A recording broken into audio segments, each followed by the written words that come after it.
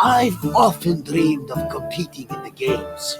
If my sight was better, my legs and arms were stronger, and my coin purse was fatter. But that is not what the gods want, so I continue making the best of the path they've laid out for me. We're standing in the main section of Olympia, where the Olympic Games themselves took place. Over the course of the festival, athletes competed against each other for prestige and glory to honor themselves and their cities. Enjoy your visit, friend. I'll check in when you're done to make sure you've been paying attention.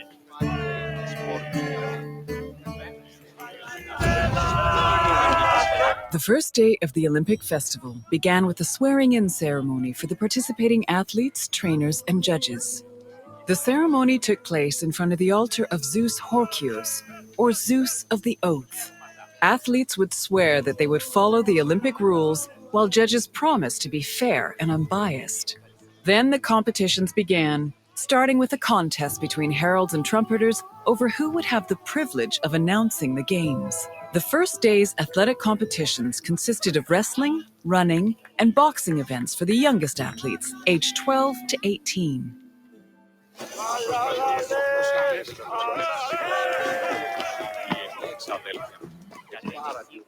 The second day began with a grand procession into the Hippodrome to celebrate the start of the popular equestrian events. The most anticipated and spectacular of these was the Quadriga, a 4-horse chariot race. Horse racing events were unique in that the winner was not the most skilled jockey, but the owner of the fastest horse or chariot. The Spartan princess Caniska once took advantage of this loophole to skirt the rule that women weren't allowed to compete and earned 2 Olympic victories in the process. The rule also allowed for occasionally strange results, like in 416 BCE, when the statesman Alcibiades entered 7 chariots into a race and won 1st, 2nd, and 4th place.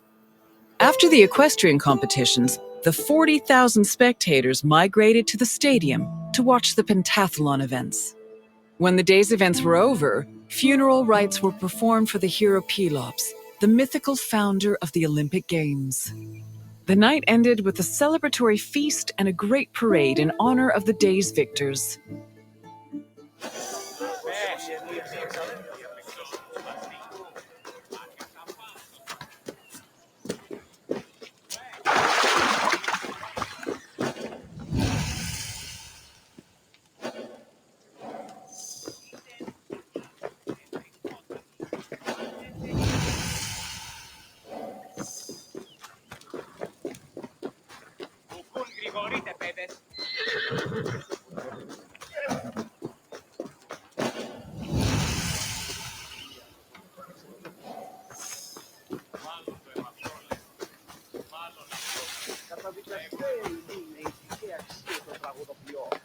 Τραγουδοποιός έστι κλέπτης, ο δια των υποκριτών κλέπτει την χάρη του έθνους. Κύκλωθεν των τραγωδών εξαπόρων διηφαίνει μια ψευδομυθία ή της συνεπιχέρης πράξης και παρεπόμενα. Πράξεις και παρεπόμενα αυτών άπειλοι να αποτελούν τους λόγους και αλήθεις κατά το δέον και συναλλάσσεται εις το τέρμα της οδού. Victory at the Olympic Games was one of the highest honors a mortal could achieve, and there were several ways to immortalize that honor. Some athletes had statues erected of themselves, while others commissioned poets to write them victory odes. Oral tradition was very important to the Greeks. These odes, called eponychia, were often composed by the finest poets in the land, such as Pindar, Simonides, and Bacchylides. They were usually played at banquets and celebrations attended by the triumphant athlete or upon his departure from Olympia.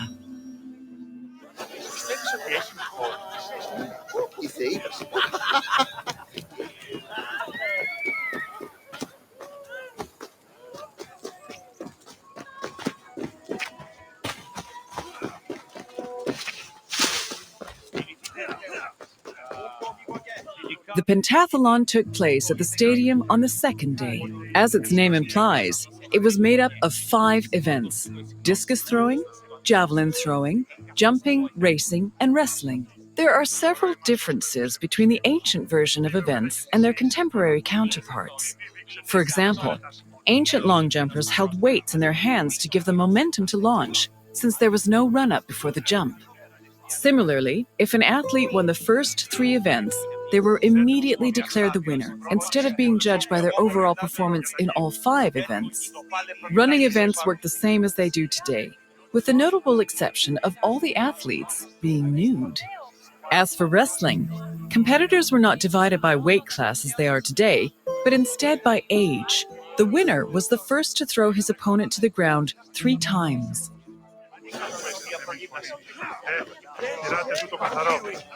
Day 3 started with the most important event of the festival.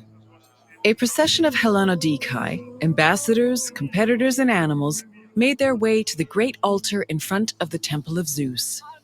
The animals were then offered as the official sacrifice of the festival. The afternoon of Day 3 was dedicated to foot racing events. Running was the oldest event of the Games, and in fact was the only event at the first Olympics. The main race was called the Stadion, which was a sprint of around 180 meters. The winner was granted the honor of lending his name to the 4-year period between the Games. This period was known as the Olympiad.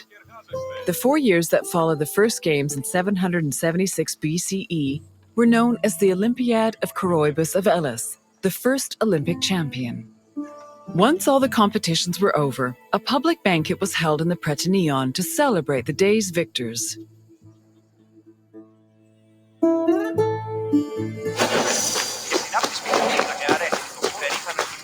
Day 4 was mainly for combat events. Wrestling matches were held in the morning, followed by boxing and pankration. Pankration was a no-holds-barred mix between wrestling and boxing. Almost all moves were permitted, except for biting, poking the eyes or mouth, and striking the genitals. The event was very popular, and it was seen as the ultimate expression of strength and technique. Later on in the afternoon, there was a unique racing event called the Hoplitodromos, or race in armor. In this event, competitors wore a helmet and held a shield to simulate running in the battlefield.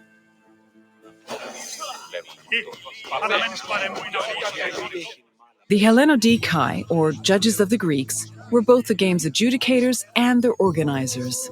They hailed from Elis, the city in charge of the sanctuary of Olympia, and new judges were elected each Olympiad. They had several responsibilities. Before the games started, they decided which athletes would be allowed to compete and supervise their training. They also drew lots to make the competition brackets.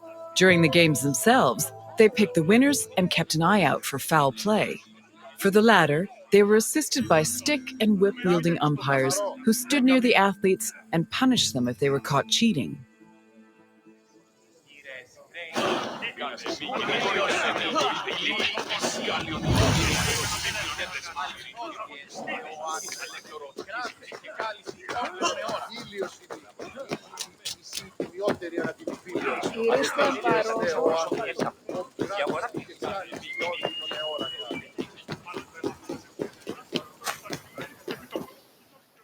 Victory in Olympia was one of the most prestigious honors in all of Greece. Not only would victors be showered in glory in their home city, but their names would be known across Greece. The temptation to glory led some athletes to break their oath to Zeus and cheat. This could be dangerous, as there were many possible punishments should cheaters be caught. They could be disqualified and fined, or if they were caught cheating during a match, they would be beaten by nearby umpires. The most powerful deterrent of cheating, however, was shame.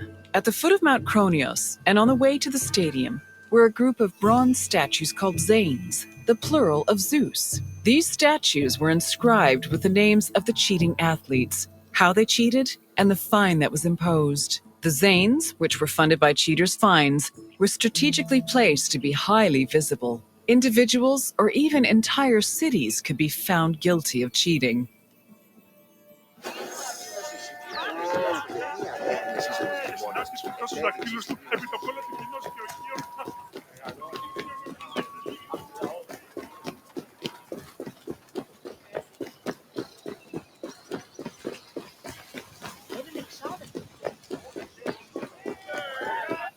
The Prytaneion was the administrative center of the cult of Olympia and the Olympic Games.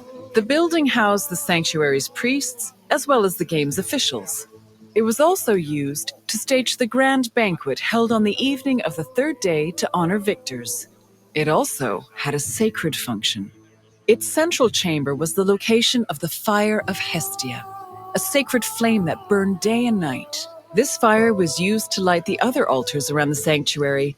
This practice may have partially inspired the modern tradition of carrying the Olympic torch. Οι χαρακτήρες εν τες τραγωδίες προαιρούνται από ύψος της διανοίας ένεκης. Hello again! I hope you enjoyed your visit.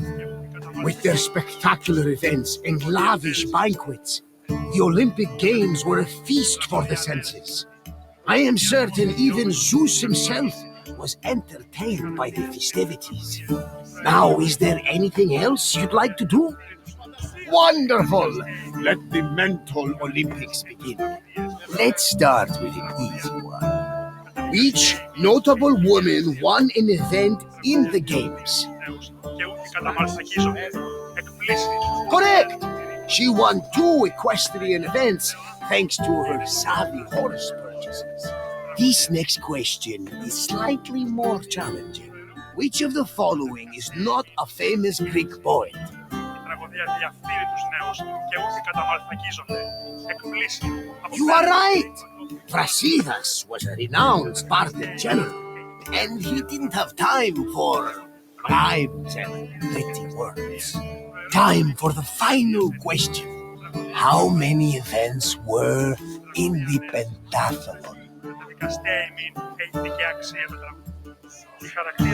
Yes, the Greek word for pende means 5, and the pentathlon had 5 events.